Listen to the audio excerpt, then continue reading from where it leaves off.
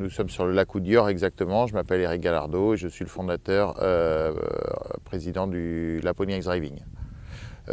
Aujourd'hui, cette activité est le plus grand centre de pilotage au monde. Nous disposons d'une flotte de 26 voitures de sport, bien entendu des Maserati, mais également des Porsche, des Ferrari, des Lamborghini, des Subaru, des Ford RS.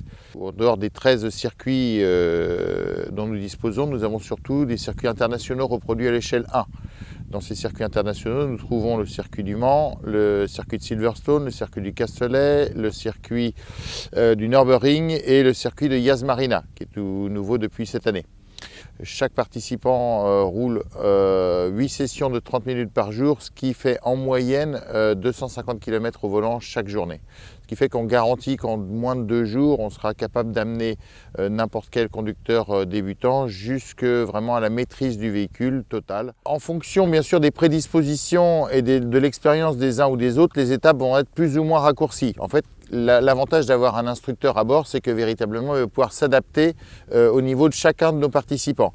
Donc on va commencer par évoluer sur des ovales et sur des cercles. Sur des cercles, on va apprendre à entretenir une dérive permanente. Une fois qu'on saura entretenir cette dérive permanente, on va se diriger vers un ovale sur lequel on va non seulement entretenir cette dérive tout autour du demi-cercle, mais il va falloir apprendre à sortir du cercle, sortir du virage en ligne, savoir ensuite accélérer dans la ligne droite pour refréner dans le virage d'après, inscrire la voiture en la faisant dériver, contrôler le dérapage tout au long du virage, etc. etc. Donc ça, c'est l'étape numéro 2. Ensuite, la troisième étape, c'est de passer sur le practice, qui est grosso modo un circuit très technique avec des virages qui vont aller de 40 à 70 km/h et où l'objectif va être de sauter d'un virage à l'autre, avec des virages qui s'enchaînent, avec des freinages en appui, avec des virages qui s'ouvrent, qui se referment.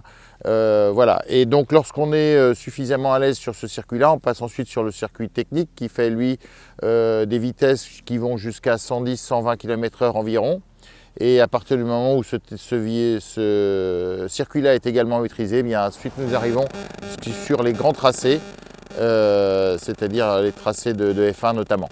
Alors les voitures sont effectivement préparées pour rouler sur la glace à différents niveaux. Effectivement les clous, c'est la première étape.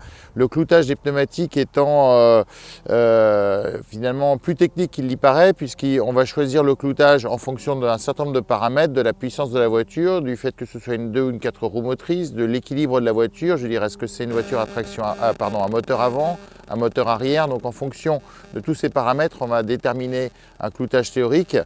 En dehors de ça, notre particularité également consiste à désactiver l'ensemble des systèmes d'aide à la conduite.